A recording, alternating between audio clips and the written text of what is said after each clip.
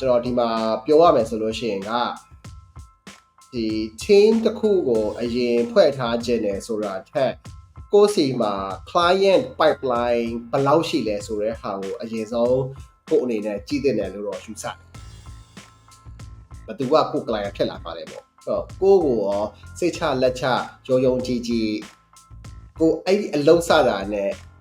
အပ်မယ်ဆိုတော့ client ရှိလာပေါ့အဲ့ဒါကိုရှိတယ်ဆိုလို့ရှိရင်ကအဲ့ဒီ client 50-50ယောက်ကိုအရင်ဆုံးလိုက်ပြီးတော့စကားပြောကြည့်ပါပေါ့လေ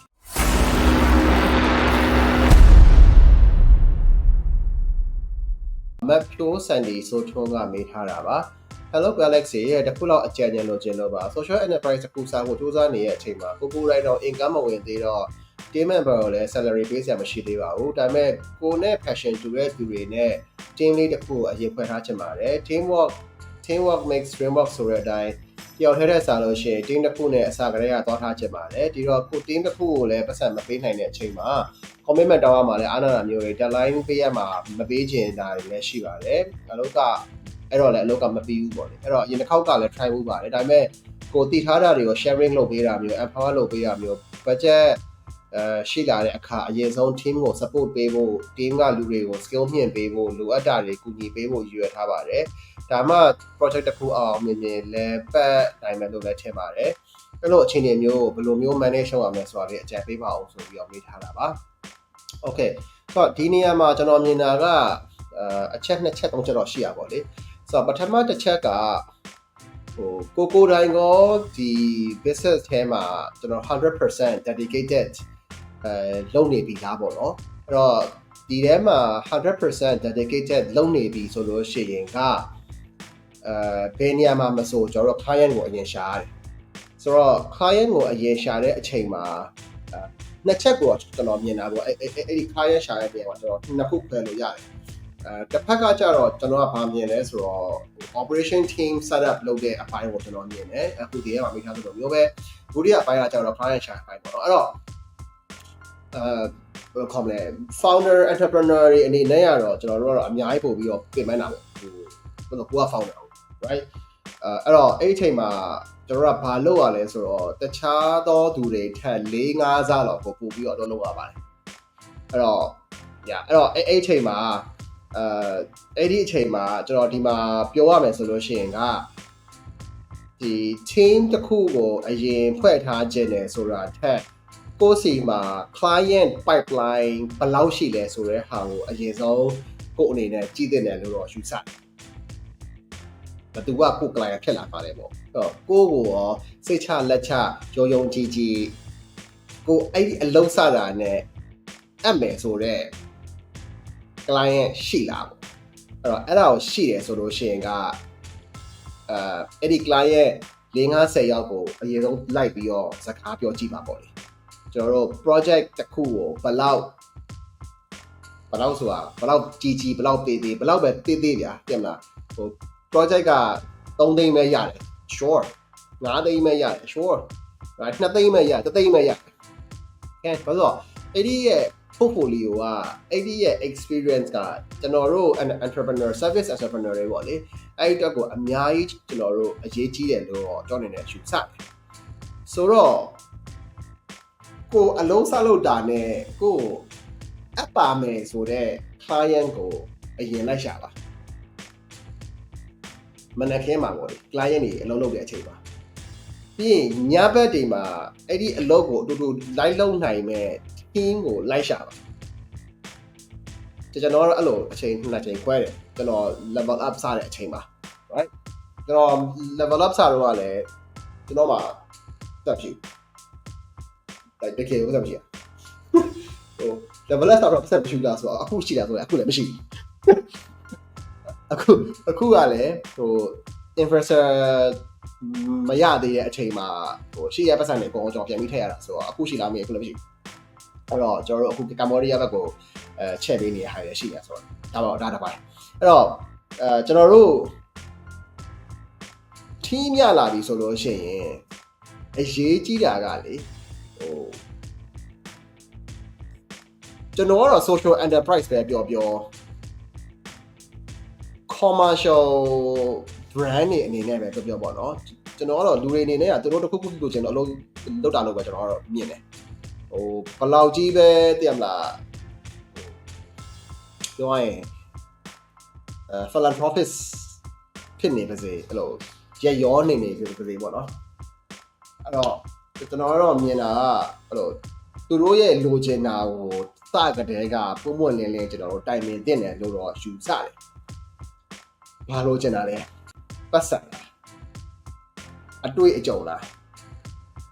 right ဒါမှမဟုတ်တချို့ကြတော့မှကျွန်တော် founder ဖြစ်တော့ကဒါကျွန်တော် shout out လုပ်ပေးပါတယ်ဟိုကျွန်တော်ရဲ့ junior တွေအများကြီးရှိရပါတော့ဟိုကိုစင်မောင်တို့မြန်မာ theory တို့ကျွန်တော်တငယ်ချင်းတထားတို့ right ကျွန်တော်အများကြီးကျေးဇူးတင်တယ်ဟိုဒီနေ့ကနေပြီးတော့လဲသူတို့ဆိုလို့ရှိရင်ကျွန်တော်မှုလို့အလုပ်တွဲလုပ်ချင်တယ်ဆိုတဲ့သူတွေလည်းရှိတယ်ဆိုတော့အဲ့တော့ဒီနေရာမှာလည်းခုနကကျွန်တော်ပြောသလိုကိုအလုပ်စလုပ်တာနဲ့ဝင်ပြီးတော့ပတ်စံပေးမဲ့ client ကိုလည်းရှာရတယ်လို့ကိုအလုပ်စလုပ်တာနဲ့အမရေတူတူတွဲလုပ်ကြရအောင်ဆိုပြီးတော့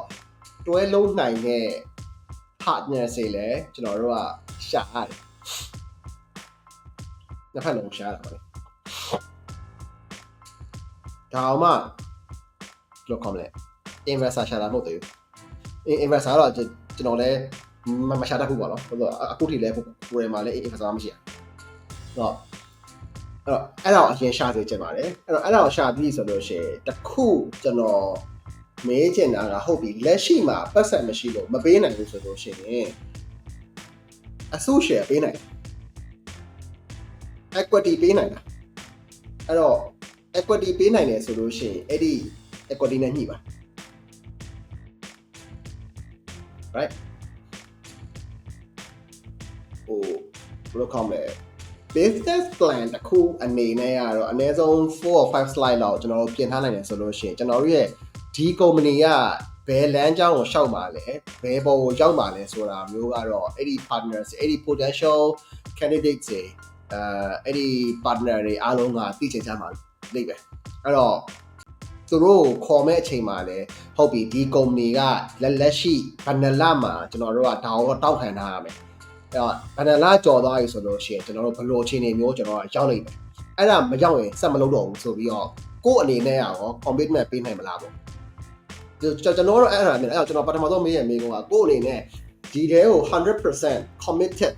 လုံးဝကျွန်တော်လို့ရှိရင်ကျွန်တော် level up start ကစားတော့ကကျွန်တော်3လမှာ client 3ယောက်မရရင်ကျွန်တော်မအိပ်ဘူးဆိုပြီးကျွန်တော် run တာကျွန်တော် marketing content တွေရေးတယ်ကိုယ့်ကိုရေးရတာ right marketing content ကိုရေးတယ် design ကိုဆွဲတယ်ပြီးလို့ရှိရင်ကျွန်တော် customer client potential client တွေကြောက်ပြီးတယောက်နဲ့ကျွန်တော်လိုက်ပြီးတော့စကားပြောကြည့်တယ်ဆိုတော့အဲ့ဒီအနေအထားမျိုးကိုကျွန်တော်ဒါကတော့ကျွန်တော်ဆိုရင်ပေါ့နော်ဖြတ်လာခဲ့ရဆိုတော့ကြတော့ကိုယ့်အနေနဲ့ရောအဲ့လောက်အထိ committed ဒီ business ကိုလုပ်ထားလားပေါ့အဲ့လိုလုပ်ထားတယ်ဆိုလို့ရှိရင်တော့ဥပမာ3လအတွင်းကိုအဲ့ဒီနိုင်မဲ့မရဘူးဆိုလို့ရှိရင်ကျွန်မဒီ business မလုပ်တော့ဖြစ်လာအဲ့တော့3လအတွင်းမှာရောအဲ့ဒါကိုမရအောင် like no turning back right ဖောင်ဖြတ်ပြီးတော့မရရင်ဟို marketing content တွေထိုင်ရင်းနေမှာမရရင်ဟိုပုံတွေထိုင်ဆွဲနေမှာဟိုမရရင် client အနေနဲ့စကားလိုက်ပြောနေမှာကျွန်တော် level up စာအချိန်မှာခုနကပြောလို့တရက်ကိုကျွန်တော်အဲ့ရတဲ့အချိန်က3-4နိုင်ပဲရှိဆိုတော့အဲ့ဒီဟာတောက်လျှောက်ကျွန်တော်လုပ်တယ်အဲ့တော့ကျွန်တော်တက်တငယ်ချင်းတွေနဲ့ညဘက်တွေဆိုလို့ရှိရင်